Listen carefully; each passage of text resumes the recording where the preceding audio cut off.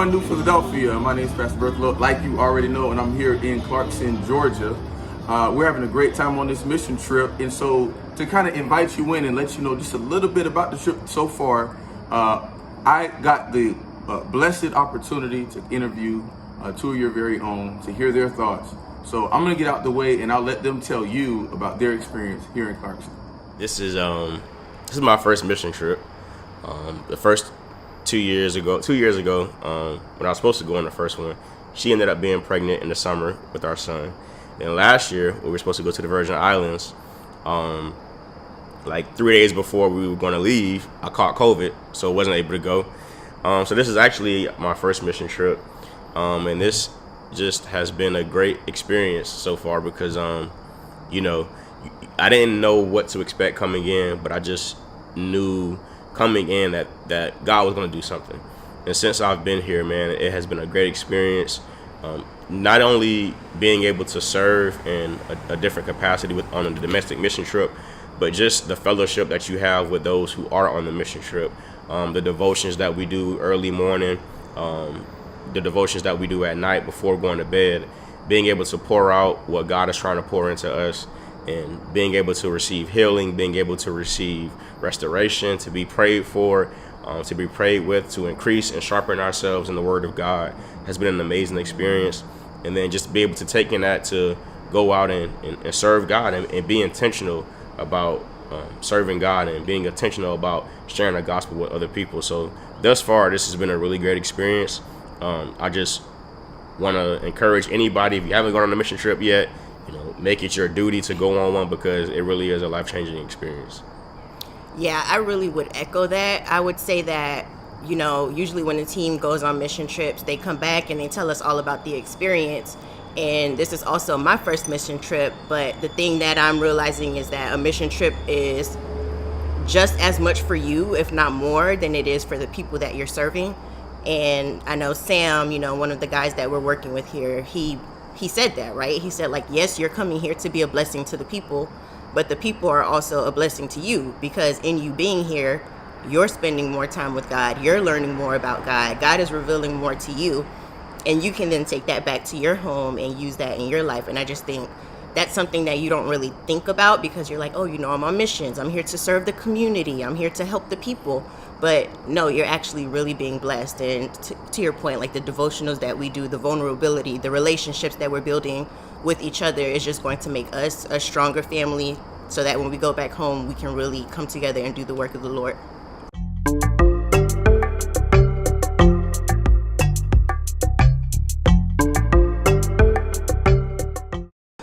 One of the things that I found the most interesting about dealing with the people here is just how grateful they are. Yesterday, we went and we were teaching some Afghani women ESL because, you know, some of them don't know a lick of English and some of them are pretty proficient at English. But we went evangelizing and knocking on doors and, you know, letting people know, hey, we're here to teach English. Please come out. And they said, you know, yeah, we'll be there. And then they actually showed up and they were so excited to be there and like, teacher, help me, teacher, what is this? And it makes me think about, you know, when we're back home and we're evangelizing and we're going into the community and saying, hey, you know, we have VBS or something going on. How many people we come across that say, yes, I'll be there, and then they never show up, or they come and, you know, they might complain about something and it could be a little discouraging, but it was just very encouraging to see that, no, there are people out here that really do value the work that we're doing. They really do benefit from, you know, what God is doing in us to help them. It was just really encouraging to see their response to us being here. One thing I could take from just the people that we're working with is that, you know, as Carissa said, they're very grateful, very humble to, you know, be here. And I think about the things that we take for granted back home. I think about all the excuses that we make to try to not do what God says, or all the excuses that we make to, you know, just not do what we're supposed to do. And that's not the case here. And the great thing about it is, despite the many challenges that they've had to face, despite the things that they've had to go through to even get here, because when we learned about that in the orientation and all the things that they have to go through to even get here, and then the things they still have to go through when they get here, it was eye-opening, but to still see the joy that they have, to still see the friendliness that they have with each other, and they really speak to people. They really are happy, and because back home, or in America, we're used to just walking amongst the street, not saying anything to anybody, or going to the grocery store, not speaking to anybody, not being friendly at all. We have those habits here, but it's just been completely different here with the people, and it's encouraging to see that despite the many barriers that they face, God has still made a way, and God will still continue to make a way. So it's encouraging to see through them that even when I'm going through certain situations, or even when things may not be going the way I want it to go, or certain things happen that put up a roadblock in our lives, that God can still do it. God is still capable, and they show that, and they're living that. So that's one thing that I've definitely taken from them since being here.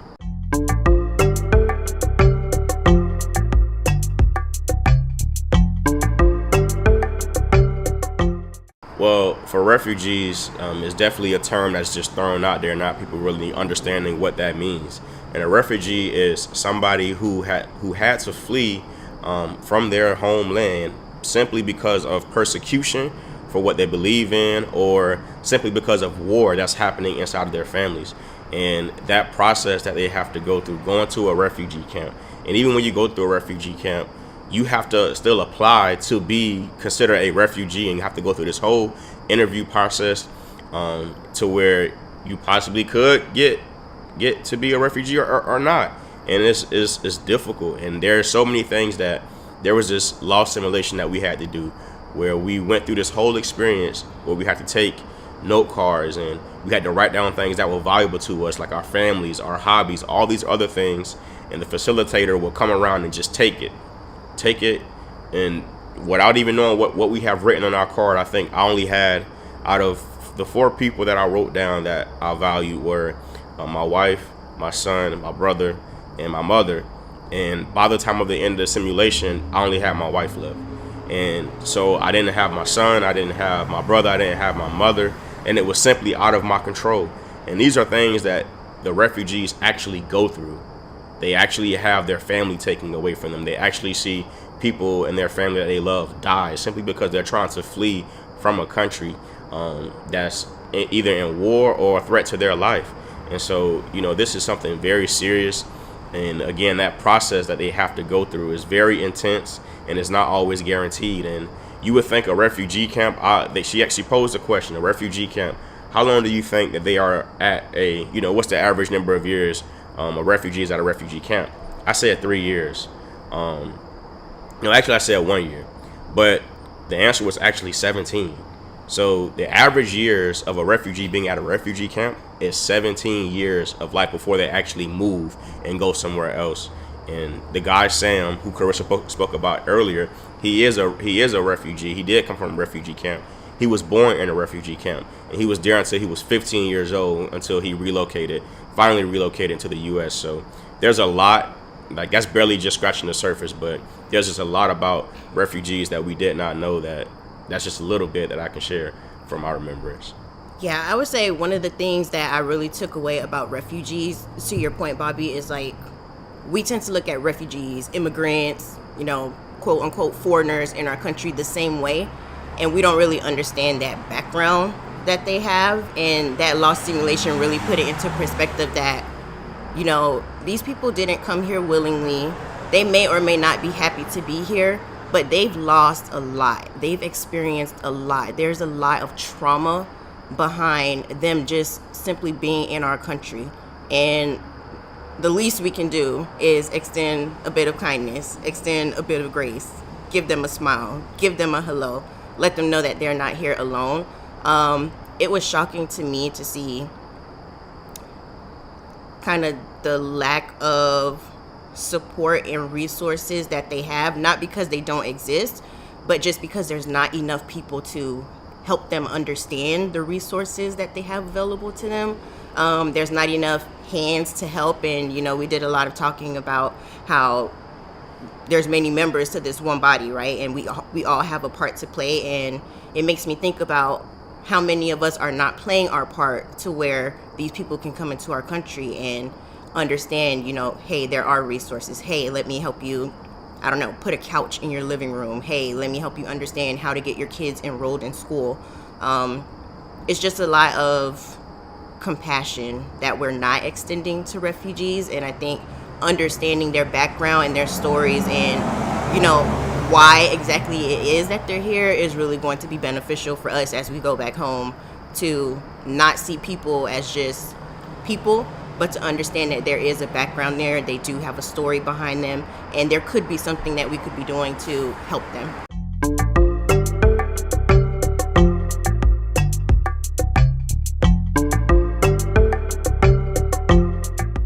So living in this area demographically for me has been interesting, right? I grew up in Miami around Hispanics and Blacks mostly.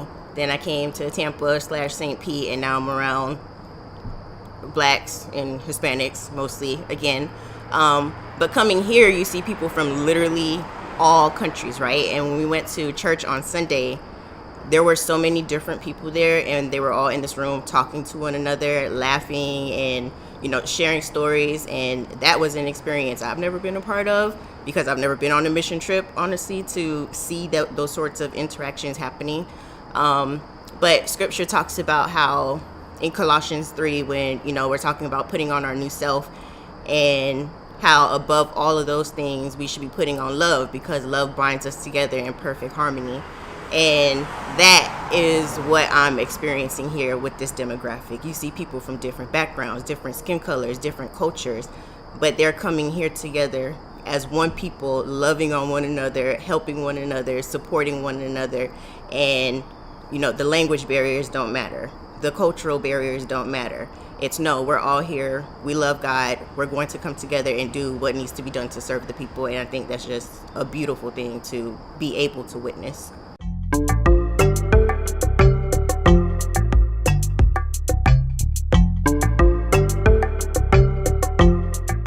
After this trip, I think one thing that we can do is be more intentional. Yesterday, we debriefed after working with the refugees, and the God had put on my spirit some things to share already, so I was already taking down notes in our meeting. And Carissa brought up the verse earlier in 1 Corinthians 12, verses 12, that says, "For just as the body is one and has many members, and all the members of the body, though many, are one body, so it is with Christ." And the word intentional has been brought up every single day. And the reason that we're here, we're also here to serve and to help and to, be a light for the refugees, but we're also here to share the gospel of Jesus Christ and being intentional about sharing Jesus Christ. So one thing that I would take back is to really be intentional in my everyday life about sharing the gospel of Jesus Christ. And again, there's many members of this one body. And if every member, as we seen yesterday, as if every member is doing exactly what they're supposed to do and putting their hand in, being that hand and feet for God, despite what you may be doing, whatever task it may be, that though you may think it is little, because you are doing that task, you have the opportunity to free somebody up to share the gospel of Jesus Christ. And that was my experience yesterday. Working with some of the kids on the park, there was two guys from another mission trip, young guys, 17 and 18 years old, that it was time for them to share their story, to read a book story about Jesus to the children. And at first it became a little difficult, but we still found a way to gather the kids. But because of that, I was able to sit down and join in and kind of share thoughts and share a testimony with the children, about 4 or 5 of them that actually listened and stayed and listened. And I was able to share a testimony with them about an experience that Carissa and I went through when we first lost our first daughter, and how that was a storm for us, but Jesus still was there for us. Because the guy at Tumba, he asked me, how do I know if Jesus is real if I've never physically seen him? And being able to share my testimony with him about, our first loss with our child, and how Jesus' presence was still with us, and being able to share the gospel and then even pray with them at the end, that is what it was all about, sharing the gospel of Jesus Christ. And the only reason that was possible is because every single person was doing the task that was asked of them. So that freed me up to be able to share the gospel. That opened up an opportunity for me to be able to share the gospel. Had they not decided to read the book like they were asked to, despite how uncomfortable it was for them, despite not knowing how the children would respond to them, if they put all those thoughts into their head and decided to not do it, the opportunity for me to not share the gospel wouldn't have been there. So for me, being intentional, working whatever part of the body that you are in, taking it back home, and being that ministry that everybody is working, everybody has a hand and a foot in the work that God has us to do. Be the ear, be the nose, whatever it is that God is calling you to be, serve in that capacity so that the opportunity for someone else to hear the gospel of Jesus Christ can happen.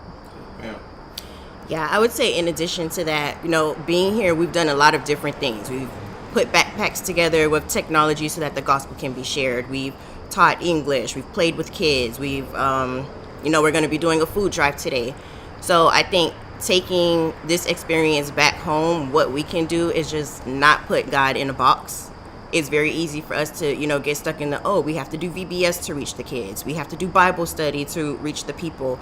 We have to do Sunday service to reach the people. But no, there's a lot that we can be doing, and God can use every single experience, every single background, every single piece of, knowledge or intellect that we have for the good of his kingdom. And I think that's something I'm really excited about, for us to think of new ways to reach our community. It may not be reaching refugees for us when we go back home. Maybe it's dealing with homelessness. Maybe it's dealing with sex slave trafficking. I don't know what it is, but whatever it is, I know now that God is bigger than just St. Pete. God is able to do anything and use anything, just the way that he's doing it here and just the way that we've been able to experience it here.